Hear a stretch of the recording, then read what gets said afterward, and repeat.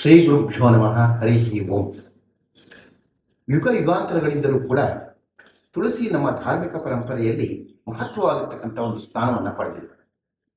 ನಮ್ಮ ಪುರಾಣ ಪುಣ್ಯಕಥೆಗಳಲ್ಲಿ ತುಳಸಿಗೆ ಪರಮ ಪೂಜನೀಯ ಸ್ಥಾನವನ್ನು ಕೊಟ್ಟಿದೆ. ಪೂಜೆಗೆ ಶ್ರೇಷ್ಠತೆ ಮತ್ತು ಪರಿಪೂರ್ಣತೆ ಬರಬೇಕು ಅಂದರೆ ತುಳಸಿ ಬೇಕೇ ಬೇಕು. ತುಳಸಿ ಇಲ್ಲದೆ ಯಾವ ಧಾರ್ಮಿಕ ಕಾರ್ಯಗಳನ್ನು ಕೂಡ ಮಾಡಲಾಗುವುದಿಲ್ಲ. ಭಗವಂತನಿಗೆ ನೈವೇದ್ಯ ಸಮರ್ಪಿಸಬೇಕಾದರೆ ತುಳಸಿ ಅತ್ಯಗತ್ಯವಾಗಿರ್ತಕ್ಕಂಥದ್ದು. ಈ ತುಳಸಿಯಿಂದಲೇ ಮಾತ್ರ ಸಾಧ್ಯ. ತುಳಸಿಯ ಉತ್ಪತ್ತಿ ಹೇಗಾಯಿತು ಅಂತಂದರೆ, ಸಮುದ್ರ ಮಥನ ಕಾಲದಲ್ಲಿ ಅಮೃತ ಬಂದಿತು. ಅದನ್ನು ಪಡೆಯಲು ದೇವತೆಗಳು ಹಾಗೂ ದಾನವರ ನಡುವೆ ಯುದ್ಧ ನಡೆಯಿತು. ಆ ಸಂದರ್ಭದಲ್ಲಿ ಹೊರಗೆ ಬಿದ್ದ ಅಮೃತದ ಬಿಂದುಗಳಿಂದ ತುಳಸಿ ವೃಕ್ಷ ಉತ್ಪತ್ತಿಯಾಯಿತು, ಜನಿಸಿತು ಎಂದು ಪುರಾಣಗಳಲ್ಲಿ ತಿಳಿಸಿದ್ದಾರೆ. ತುಳಸಿಯಲ್ಲಿ 3 ವಿಧ ಇದೆ. ಅದ್ಯಾವುವು ಅಂದರೆ ರಾಮ ತುಳಸಿ, ಕೃಷ್ಣ ತುಳಸಿ ಮತ್ತು ರಾಜ ತುಳಸಿ.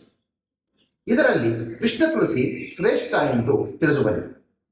ತುಳಸಿಯನ್ನ ಅನೇಕ ಹೆಸರುಗಳಿಂದ ಕರೆಯುತ್ತಾರೆ. ಅವ್ಯಾವು ಅಂದರೆ ಮಂಜರಿ, ಪವಿತ್ರ, ಸುಖವಲ್ಲವಿ, ಪೂರ್ಣ, ಅಜಕ ಭಾರತಿ, ದಿವ್ಯಕೃಷ್ಣ, ಮುಲಮುಲಾಕ ಎಂಬ ಹೆಸರುಗಳಿವೆ. ಋಗ್ವೇದವೇ ತುಳಸಿಯ ಶರೀರ, ಯಜುರ್ವೇದವೇ ಅವಳ ಮನಸ್ಸು, ಕಲ್ಪಗಳೇ ತುಳಸಿಯ ಹಸ್ತ, ಅಥರ್ವಣ ವೇದವೇ ತುಳಸಿಯ ಪ್ರಾಣ. ಭಾರತೀಯ ಧಾರ್ಮಿಕ ಪರಂಪರೆಗಳಲ್ಲಿ ಇರುವ ಪ್ರತಿಯೊಂದು ಮನೆಯಲ್ಲಿಯೂ ಕೂಡ ವೃಂದಾವನ ಇರುತ್ತದೆ. ಅದರಲ್ಲಿ ತುಳಸಿ ಗಿಡ ರಾರಾಜಿಸುತ್ತದೆ.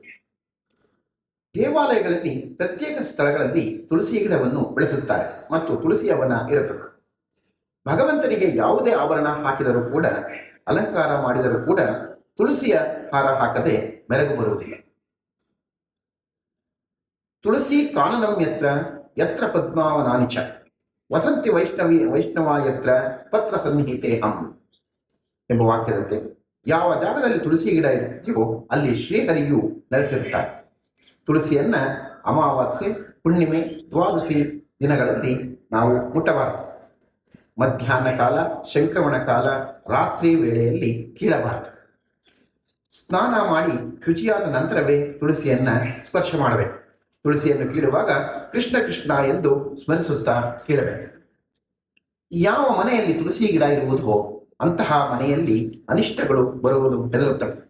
ಸ್ಮಶಾನ ವಿದ್ಯೆ ಕಲಿತವರು, ವಾಮಚಾರಿಗಳು ಈ ತುಳಸಿಗೆ ಹೆದರುತ್ತಾರೆ. ತುಳಸಿ ಇರುವ ಕಡೆ ಭೂತ ಪ್ರೇತ ದುಷ್ಟಶಕ್ತಿಗಳು, ಕ್ಷುದ್ರ ಬಾಧೆಗಳು ಬರಲು ಹೆದರುತ್ತವೆ. ಮೃತ್ಯುವನ್ನು ಸಮೀಪಿಸುತ್ತಿರುವ ವ್ಯಕ್ತಿಯ ಬಾಯಲ್ಲಿ ತುಳಸಿ ದಳವನ್ನು ಇರಿಸಿ ನೀರನ್ನು ಹಾಕುತ್ತಾರೆ. ಇದರಿಂದ ಮೃತ ವ್ಯಕ್ತಿಗೆ ಸದ್ಗತಿ ದೊರೆಯುತ್ತದೆಂಬ ನಂಬಿಕೆ ಇದೆ. ಯಾರ ಮನೆಯಲ್ಲಿ ತುಳಸಿ ಬನ ಇರುವುದೋ ಅದು ಕೃಷ್ಣನ ಸನ್ನಿಧಿಗೆ ಸಮಾನವಾಗಿರುತ್ತದೆ. ಸಾಲಿಗ್ರಾಮ ಪೂಜೆಯಲ್ಲಿ ತುಳಸಿ ಬಳಸುವುದರಿಂದ ವಿಶೇಷ ಫಲ ದೊರೆಯುತ್ತದೆ. ಸಾಲಿಗ್ರಾಮವನ್ನು ಪೂಜೆ ಮಾಡುವುದರಿಂದ ಶನೀಶ್ವರನ್ನು ಸುಪ್ರೀತನಾಗುತ್ತಾನೆ ಮತ್ತು ಶನಿದೇಶಗಳು ನಿವಾರಣೆಯಾಗುತ್ತವೆ. ಭಾರತೀಯರ ಜೀವನದಲ್ಲಿ ತುಳಸಿ ಒಂದು ರೀತಿ ದೈವ ಪ್ರಜ್ಞೆ ಮತ್ತು ಧರ್ಮ ಪ್ರಜ್ಞೆಯನ್ನು ಕೂಡ ಮೂಡಿಸಿದೆ. ಇದು ಸುಖ ಶಾಂತಿಯನ್ನು ನೀಡಿ ಆರೋಗ್ಯ ವೃದ್ಧಿಸುವ ಮಹಾ ಸಂಜೀವಿನಿಯಾಗಿದೆ. ತುಳಸಿಯ ಉಪಯೋಗದ ಬಗ್ಗೆ ಆಯುರ್ವೇದದಲ್ಲಿ ತಿಳಿಸಲಾಗಿದೆ.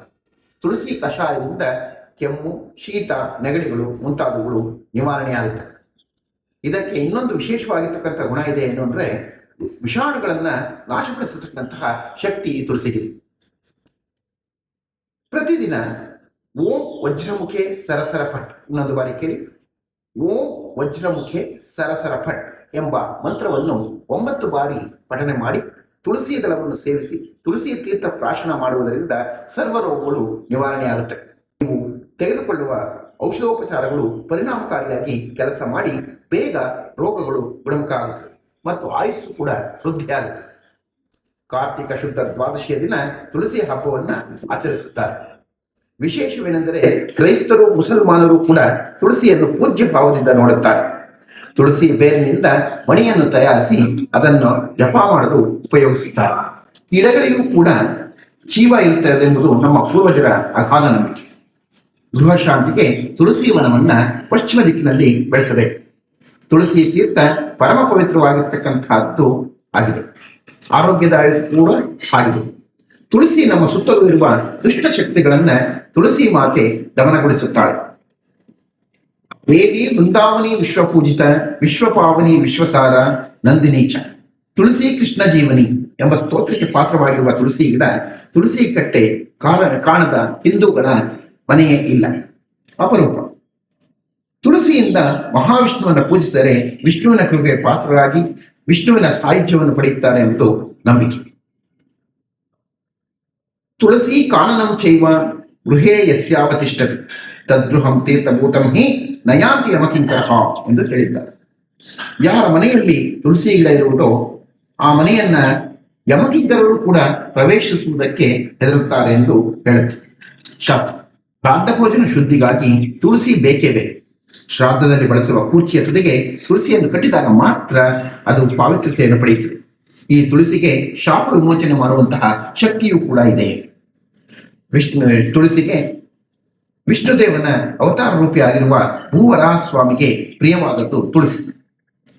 ಈ ಭೂವರಾಹ ಸ್ವಾಮಿ ಅನುಗ್ರಹ ಪಡೆಯಬೇಕಾದರೆ ಸ್ವಾಮಿಗೆ ತುಳಸಿಯನ್ನು ಅರ್ಪಿಸಿ ಪ್ರಾರ್ಥಿಸಿದರೆ ಅವರ ಇಷ್ಟಾರ್ಥಗಳು ಸಿದ್ಧಿಸುತ್ತವೆ ಮತ್ತು ಇತರೆ ಯಾವುದೇ ಭೂಮಿ ವ್ಯವಹಾರಗಳು, ಸಮಸ್ಯೆಗಳು ಮಾರುವುದಕ್ಕೂ ಮತ್ತು ಕೊಳ್ಳುವುದಕ್ಕೂ ತುಳಸಿಯನ್ನ ಭೂವರಾಹ ಸ್ವಾಮಿಗೆ ಅರ್ಪಿಸಿ ಪ್ರಾರ್ಥಿಸಿದಾಗ ಶೀಘ್ರವಾಗಿ ಶುಭಫಲ ಉಂಟಾಗುತ್ತದೆ. ಪ್ರತಿದಿನ ತುಳಸಿಯ ಪೂಜೆಯನ್ನ ಮಾತೆಯರು ಮಾಡುವುದರಿಂದ ತುಳಸಿ ದೇವಿಯ ಕೃಪಾ ಕಟಾಕ್ಷಕ್ಕೆ ಪಾತ್ರರಾಗುತ್ತೀರಿ. ಈ ವಿಡಿಯೋವನ್ನ ನೋಡಿದವರಿಗೂ ಕೇಳಿದವರಿಗೂ ಸನ್ಮಂಗಳ ಉಂಟಾಗಲಿ. ತಪ್ಪಿದ್ದಲ್ಲಿ ಕ್ಷಮಿಸಿ. ಈ ವಿಡಿಯೋವನ್ನ ಹೆಚ್ಚು ಜನರಿಗೆ ಲೈಕ್ ಮಾಡಿ, ಶೇರ್ ಮಾಡಿ ಮತ್ತು ಸಬ್ಸ್ಕ್ರೈಬ್ ಮಾಡಿ ಅಂತ ಹೇಳುತ್ತಾ, ಒಂದೊಂದು ಇದೇ ರೀತಿಯಾಗಿರ್ತಕ್ಕಂತಹ ಹೊಸ ವಿಷಯದೊಂದಿಗೆ ಮುಂದಿನ ವಿಡಿಯೋದಲ್ಲಿ ಸಿಗೋಣ. ನಮಸ್ಕಾರ.